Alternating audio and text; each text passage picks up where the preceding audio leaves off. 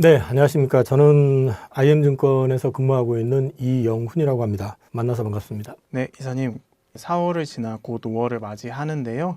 이사님께서는 5월 어떻게 준비하고 계신지 한 말씀 부탁드리겠습니다. 질문 받고 처음에 좀 당황했던 게 아직은 4월에 집중하고 있지 5월에 대한 고민을 별로 해보질 않았기 때문에 살짝 당황했는데요.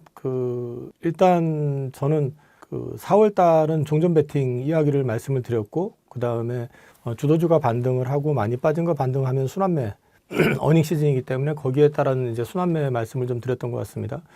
5월 같은 경우는 통상적으로 보면 작년에는 사실은 5월이 좋았고요. 그나마 작년에 좀 도드라지게 맞췄던 게 제가 5월은 사야 될 것 같다는 말씀을 드렸었는데, 그 당시에는 이번에는 4월 달에 워낙에 지금 증시가 강하게 올라온 것도 좀 있고, 전후에 대한, 그러니까 저는 이제 종전 쪽으로 거의 가고 있다고 보고 있기 때문에 점검 사항이나 이런 것들이 아마도 다음 주에 빅테크 실적 발표하고 맞물려 가지고 이번 5월은 조금 두 가지 가능성이 있다고 보는데, 우선은 지수 상단이 좀 제한되면서 좀 눌리면서 소외된 섹터들 중심으로 순환매 급락을 한다 이런 개념보다는 뭐 세린메이라고 해도 뭐 크게 다를 건 없지만 저는 낙폭이 클 것 같진 않아서 그런 맥락에서 본다 그러면 어닝 시즌에서 지금 4월 내내 소외되었었던 것들이 주로 이제 실적이 되는 조선이라든지, 그 다음에 지금 AACR 이슈도 있고 계속해가지고 이어질 학회라든지 바이오 USA까지 2분기 내내 이어질 것들하고 임상 결과들 발표 나오는 것들이 있는데, 바이오가 여전히 조금 안 좋죠. 그래서 바이오라든지 약간 상대적으로 좀 소외됐었던 섹터들 가운데서 좀 순환매가 좀 나오지 않을까, 그런 측면이 하나가 있고요. 두 번째 이제 가능성은 청문회 이번 주에 있죠. 연준 의장 청문회가 있는데 거기에서 굉장히 시장 우호적인 발언을 해주고, 그 다음에 다음 주 빅테크 괜찮아지는 그림이 나오고 하면서 의외로 추가로 상승을 보일 가능성이 둘 다 있을 것 같아요. 가능성은요. 상단 돌파에 대한 부분들은 이제 재무부 개정 잔고가 이제 풀리는 시점이기 때문에 또 역시 유동성 공급도 있다라는 것까지 감안해서 본다면은 미국에서는 그렇게 하지 않을까. 이제 이 두 가지가 있는데, 저는 개인적으로는 후자부자는 약간 전자 쪽에 살짝 비중을 좀 더 두고 싶고요. 결론적으로 말씀을 좀 드리면은 시장을 주도하는 건 여전히 AI인데, AI 섹터 같은 경우는 이제 이번 주 다음 주 지나면서 단기적으로는 조금 쉬어가는 그림이 나올 수도 있다. 개인적으로 그렇게 보고 있고요. 이제 대신에 이제 어닝 시즌 또는 전쟁 종전 전후를 맞이해 가지고 상대적으로 소외됐던 업종들 중심으로 좀 순환매가 나오지 않을까. 개인적으로는 그렇게 생각을 하고 있습니다. 지난 3월 인터뷰에서 전쟁 상황은 4월 초를 기점으로 종료되고 증시가 회복될 것이다 이렇게 말씀하셨는데요. 시장이 예상대로 좀 흘러가고 있는 것 같습니다. 이제 전쟁 리스크는 좀 끝났다고 보시는 건가요? 뭐 단언하기는 좀 어렵지만은 저는 여전히 종전 방향으로 가고 있다고 생각을 합니다. 아마 3월에 나왔을 때도 전쟁이 장기화되기 어려운 이유에 대해서 설명을 좀 드렸을 것 같으니까 그거는 생략하고요. 지금 지난주 금요일 날까지만 해도 분위기 좋아서 미증시는 폭등시켜 놓고 주말에 안 좋은 얘기 나와서 우리는 또 살짝 그렇죠. 근데 저는 한 달 내내 폭격을 하고 거의 죽일 듯이 싸웠는데 갑자기 2주 휴전 얘기를 하고 만났더니만 갑자기 서로 끌어안고 뭐 악수하면서 이제 끝냅시다 이렇게 가능하겠냐는 거죠. 결국은 노이즈가 좀 있을 수밖에 없다. 그 과정이다라고 생각을 하고요. 오히려 지금 전쟁과 관련해 가지고 가만히 보시면 이란도 힘들어요. 힘든 건 마찬가지인데 이란은 얻어 터져봤기 때문에 여기서 더 크게 잃어봤자라는 생각을 할 수 있고, 반면에 지금 미국 같은 경우는 사실 이제 현 정부가 안팎으로 조금 몰리는 느낌이 좀 있잖아요. 뭐 당장 전쟁을 지속할 수 있느냐에 대한 부분부터 시작을 해가지고 여러 가지 이슈가 있기 때문에 이제 결국 가가지고는 절충선에서 결국 만나지 않을까라고 저는 봅니다. 그래서 서로 명분을 좀 세워주고, 이란 입장에서는 최대한 실리를 챙기면서 이란도 정권의 어떤 지속에 대한 부분이 분명히 있을 거기 때문에 이란 역시도 명분을 좀 가져가는 이제 그런 중간 지점에서 만나지 않을까라고 생각을 하고 있기 때문에 지금은 전쟁의 지속 가능성보다는 여전히 종전 가능성에 저는 무게를 두고 있습니다. 현대차가 이제 지난주 들어서 다시 흐름 이어가고 있는데요. 현대차의 강세 이유 무엇인지 한 말씀 부탁드리겠습니다.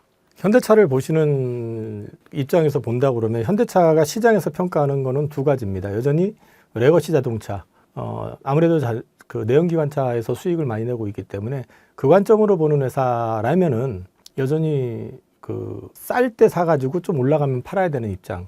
그런데 전쟁이 발생하기 전에 현대차는 역대 최고 주가까지 올랐었습니다. 그 기간 동안에 보시면은 외국인들은 계속 팔고 있었고요. 전쟁이 발발하면 주가를 끌어올린 쪽 입장에서 봤을 때 미래에 대한 이야기, 그걸 판단을 할까요? 그래서 계속 간다고 볼까요? 아니면은 그 리스크 관리가 들어갈까요? 당연히 리스크 관리가 들어가죠. 그러면은 레거시로 봤던 입장에서는 67만 원이면 팔고 싶죠. 50만 원도 팔고 싶죠. 계속 그래서 한 달 내내 팔았던 거라고 보셔야 될 것 같아요. 근데 최근에 이제 45만 8천 원인가? 45만 원대 그 전후에서 바닥을 확인하고 돌아서 가지고 47만 원을 유지하면서 다시 50만 원대, 53만 원까지 올라왔는데 이 부분에 있어 가지고 저는 해석을 어떻게 하냐면은 종전에 대한 시그널이 나오기 시작하면서 반등이 나왔거든요. 그럼 이제 거꾸로 생각을 해보시면 자, 전쟁이 발발했는데 왜 현대차는 갑자기 이렇게 급락을 했냐? 뭐가 제일 많이 급등했냐는 거죠. 전쟁 발발하고. 유가가 급등했죠. 그러면 내연기관차 안 팔린다라는 생각을 하죠. 당연히 그러니까 자동차는 실적 안 좋겠는데 그게 반영이 된 거라고 볼 수 있고요. 다시 종전에 대한 얘기가 나오니까 유가가 급락을 했으니까 안 좋은 악재가 몽창 반영됐던 부분들이 다시 해석이 되는 거죠. 그래서 이제 매수가 들어오면서 주가가 반등을 한 거고 미래 산업에 대한 어떤 기대감을 갖고 있는 입장에서는 50만 원 밑에서는 당연히 매수가 들어왔을 거라고 봅니다. 지금 보면 주말을 기점으로 해가지고 금요일 날도 팔고 오늘도 팔았는데 그거 역시 마찬가지로 종전에 대한 확신을 갖고 있는 건 아니기 때문에 바닥에서 올라온 폭이 있기 때문에 레거시를 이제 기점으로 보는 입장에서는 당연히 매도가 나오는 거라고 보는 거죠.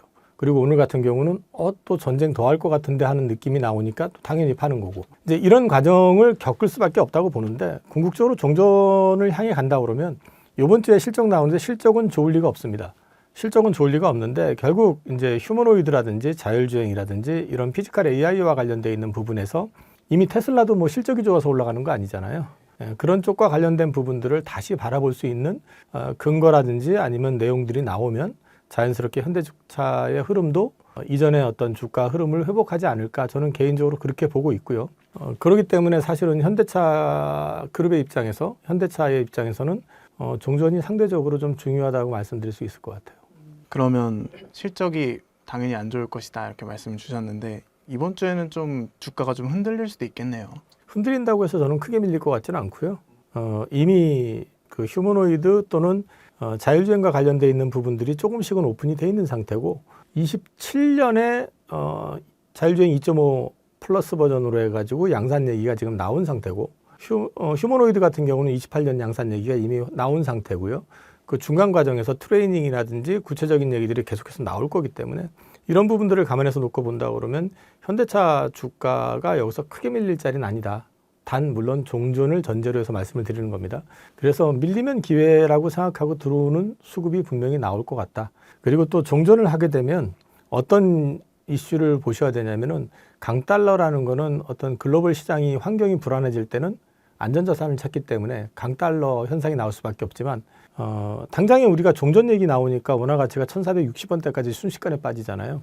마찬가지로 종전이 되게 되면은 약달러 현상 지속되게 되면서 현대차에 대한 보는 시선들 또는 3월 달에 열심히 팔아놨던 부분들에 대해서도 다시 한번 살펴보는 기회가 될 것 같다. 개인적으로 그렇게 보고 있습니다. 그럼 이제 현대차에 대해서 하나하나 또 여쭤보도록 하겠습니다. 먼저 이란 전쟁으로 원유 수급이 불안정해지면서 현대차가 긴 시간 개발해오던 수소 연료 전지의 필요성이 다시 한번 부각되었는데요. 수소 연료 전지가 꼭 필요한 기술이 될 것으로 보시나요? 뭐 지금은 이제 그 미래 에너지 쪽 특히 탈탄소 물론 트럼프 행정부는 그거 무시하고 있지만 맞물려 있는 걸 떠나가지고 지정학적 이슈까지 맞물려 버리게 되니까 이제 에너지 자급에 대한 자립에 대한 이슈들이 부각될 수밖에 없죠. 그렇게 되면 우리가 가져갈 수 있는 부분들은 어떤 식이든 계속 만들어야 된다. 그래서 우리나라 정부는 그린 에너지 지금 이제 집중적으로 육성하려고 하고 있고 원전에 대해서도 SMR을 중심으로 이제 계획을 가져가는 것 같고요. 뭐 우리나라에서는 아직 크게 부각 안 되고 있지만 관련해 가지고 잉여 전력 지상하는 ESS라든지 이런 것들도 여전히 또 관심권에 있을 거라고 봅니다. 그럼 마찬가지로 수소연료 전지 같은 경우도 마찬가지 개념에서 이해를 할 수가 있어요. 이쪽 같은 경우도 사실은 수소 자원을 갖다가 활용을 하는 건데 수소 자원을 이제 만들어내기 위해서 또 물론 진행하는 과정, 그린 수소를 만들어내는 그런 과정들이 있는데 이 부분이 그냥 일방적으로 수소를 위해서만 하는 게 아니라 전체적으로 순환이 되면서 만들어진다라는 점이죠. 그러면은 이거는 우리가 그냥 놓치기는 좀 아까운 더군다나 또 글로벌로 보면은 상당히 높은 수준의 기술을 어쨌든 갖고 있기 때문에 이거를 포기하기는 좀 어렵지 않을까 개인적으로는 그렇게 보고 있고요. 다만 이게 이제 생산하는 데서라든지 아니면 인프라의 어떤 비용 자체가 좀 높아요. 그렇기 때문에 이게 뭐 당장에 뭐 현실화돼 가지고 엄청나게 많은 투자가 이루어질 거다 이런 거는 아니고요. 이게 AI로 정리를 하다 보니까 너무 자극적으로 여기도 글을 써놓던데 뭐 미래 에너지에 대체 불가능한 핵심 기술 뭐 이런 거는 모르겠고 아무튼 그래도 우리가 이제 미래의 에너지 자립을 위해서라면은 가지고 있는 기술 가운데서 앞서 있는 거라면은 개발을 계속 해나가는 게 맞지 않을까 개인적으로 그렇게 보고 있습니다. 이제 이어서 현대차 관련주들도 여쭤보고 싶습니다. 현대차 관련 기업들의 흐름은 어떤지도 한 말씀 부탁드리겠습니다. 현대차 그룹 같은 경우는 전체적으로 그룹 전반이 이제 다 노출이 돼 있죠. 기본적으로 휴머노이드만 하더라도 그 보스턴 다이내믹스 지분을 갖고 있는 회사가 HMA를 통해 가지고 현대차, 기아, 현대모비스가 지분을 가지고 있고 현대글로비스가 또 지분을 가지고 있습니다. 그리고 지금 보시면은 지난주엔가 그 현대위아의 방산사업부 화포 부분을 갖다가 로템으로 지금 넘겨주고 이쪽은 모빌리티 쪽, 미래 모빌리티 쪽에 집중한다. 이제 이런 얘기들이 나왔잖아요. 현대차 그룹 자체는 전체적으로 크게 봤을 때는 방산은 따로 움직일 것 같고 그 다음에 이제 미래 산업 쪽으로 해가지고 또 축으로 가져가는 자율주행이라든지 휴머노이드라든지 또는 뭐 지금 아직 부각 안 되고 있지만 UAM이라든지 이런 쪽까지 해가지고 비즈니스 체계를 좀 구축하려고 하는 모습은 분명히 보여주고 있다라는 거고요. 이런 어떤 밸류체인 또는 밸류체인이 아니라 이런 어떤 사업 포트폴리오를 갖추고 있는 글로벌 기업이 별로 없습니다. 그룹이. 그런 맥락에서 봤을 때는 앞으로 현대차가 나아가는 방향에 대해서는 계속 주목하셔야 될 것 같고 이게 저는 주가로도 어느 정도는 다 연결이 될 거라고 보고 있습니다. 지난주에 다른 기업들도 주가가 다 올랐었는데 앞으로도 이 흐름이 좀 이어갈 것으로 보시나요? 저는 이제 급한 마음 가지고 쳐다보시면 아무래도 현대차 그룹 전체가 대형주군에 들어가기 때문에 답답하실 수 있을 수도 있어요. 근데 시장이 안정되고 AI의 투자에 대한 부분이 지속된다라면은 결국 AI의 성패는 결국 AI의 디바이스 쪽에 달려 있다고 보거든요.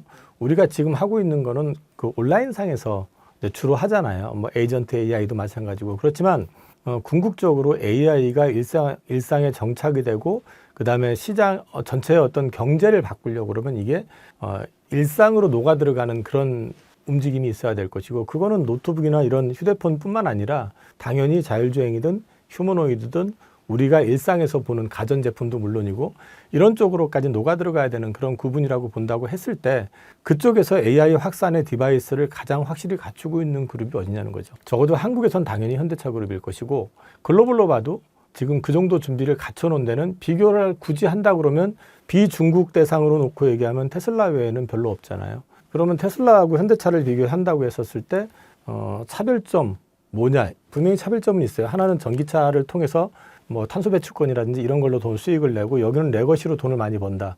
근데 이거는 미래 산업이라고 그거에 대한 밸류를 높게 쳐주고 있고 앞으로 레거시 쪽은 없어질 산업이라 해서 밸류를 낮게 받았었던 거잖아요.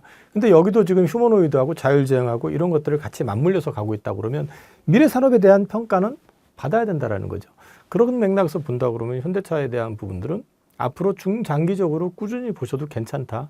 참고적으로 저는 2020년 4월부터 현대차 우선주 투자를 시작으로 해가지고 끌고 왔었기 때문에 뭐 요즘 이렇게 늘어지는 거 가지고 고민하시는 거 보면 살짝 좀 이해는 안 돼요. 네. 현대차 본주가 있고 우선주가 있는데 지금 시점에서 좀 두 가지를 비교했을 때 어떤 게 더 매력적인 자산이라고 보시나요? 원래 우선주의 가장 큰 메리트는요 배당입니다. 그래서 현대차를 놓고 보면 2020년부터 시작해서 2025년까지는 배당을 25전 기말로 배당을 줄였으니까 24년까지는 배당을 줄이질 않았었고요. 처음에 투자했을 때 당시 배당 수익률은 약 8%가 넘었었습니다. 그랬기 때문에 이 회사가 상식적인 선에서 배당을 8%를 주는데 왜 은행에다가 4%도 안 되는 이자 생각하면서 맡겨놓냐. 현대차 그룹에다 맡겨놓으면 현대차 이익 나는 것만 가지고도 충분한데다가 또 미래산업이라고 2020년 12월에 보스턴 다이내믹스 인수했거든요. 그리고 또 자율주행 하잖아요. 물론 지금 아직까지는 구체화된 성과를 못 보여줬고 이제 수장 바뀌고 체제 바뀌고 하면서 이제 적극적으로 간다고 하지만 미래 산업에 대해서 적극적으로 투자를 하는 회사인데 그래서 이제 메리트가 있었는데 올해 저는 배당 늘릴 줄 알았어요. 근데 배당을 줄였습니다. 작년 24년 기말 대비 25년도가 연간으로 봤을 때 배당을 한 2,000원 정도 줄인 것 같아요. 2,000 몇백 원 줄였나? 하여튼 줄였는데 이렇게 되면은 사실은 현대차 우선주에 대한 관심은 좀 떨어질 수밖에 없습니다. 첫 번째는 여전히 지금 주가 수준이라면 배당 수익률로 봤을 때 4% 내외가 될 거예요. 그런데 4% 내외는 지금 은행에 적금을 해도 비슷해요. 그죠? 그러니까 제가 앞서 말씀드렸지만 현대차 우선주 제가 처음에 투자할 땐 8%가 넘었었거든요. 근데 지금 이제 4% 내외잖아요. 물론 작은 건 아닙니다. 또 미래 가치를 보면은 근데 이제 지금은 ETF가 활성화됐죠. 그러면 이제 ETF가 활성화되면 ETF에서 수급을 가져갈 수 있는 종목이 유리한 게 측면이 있고요. 그러니까 거래량도 좀 많은 그리고 그러니까 시가총액이 좀 큰 회사가 유리한데 같은 현대차 그룹 현대차라고 하더라도 보통주보다는 지금 우선주가 훨씬 더 시가총액이 작잖아요. 그러면 이제 이런 ETF 편입이라든지 이런 게 좀 제한되는 측면도 좀 있고 그래서 지금은 배당에 대한 메리트를 다시 회복을 시켜준다면 모르겠지만 그러니까 계속 배당을 늘려왔었다면 우선주에 대한 그림을 우호적으로 얘기를 할 수 있는데 그렇지 않기 때문에 지금은 사실은 만약에 주가가 다시 본격적으로 돌아선다 그러면 우선주보다는 보통주가 매력이 있다 그렇게 말씀을 드릴 수 있는데 지금 우선주가 보통주 반값이 안 될 겁니다. 그래서 여기서 우선주가 뭐 더 빠질까?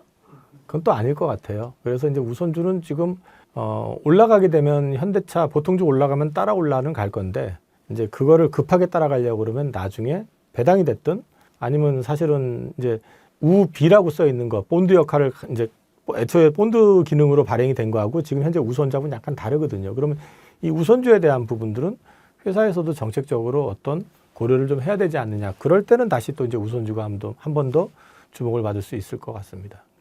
그리고 두 번째로 또 여쭤보고 싶은 게 최근에 이제 현대차 투자하신 분들은 현대차에만 좀 많이 들어가 계신데 이런 분들이 현대차 그룹주들에 좀 분산을 해야 할지 아니면 그냥 현대차에만 둬도 괜찮을지도 좀 궁금합니다. 지금 ETF로 제가 지금 투자 들어가 있는 게 작년 초에 들어가고 작년 후반기에 후반기였나? 그것도 헷갈리네요 지금. 하나는 수익률이 100몇십 프로 나 있고 하나가 한 30% 조금 전후돼 있는 것 같아요. 제가 왜 ETF를 말씀드리냐면 아니 주식을 이놈 저놈으로 분산할 것 같으면 ETF 사놓는 게 편하죠. 그걸 내가 왜 굳이 기아 몇 주 뭐 이걸 나눠서 사냐는 거죠. 그래서 차라리 포트 분산을 하실 거면 ETF로 들어가시는 게 훨씬 좋을 수도 있다. 그렇게 말씀드리고 있고 그 다음에 이제 현대차가 왜 상대적으로 다른 것보다 더 강하게 반응하느냐.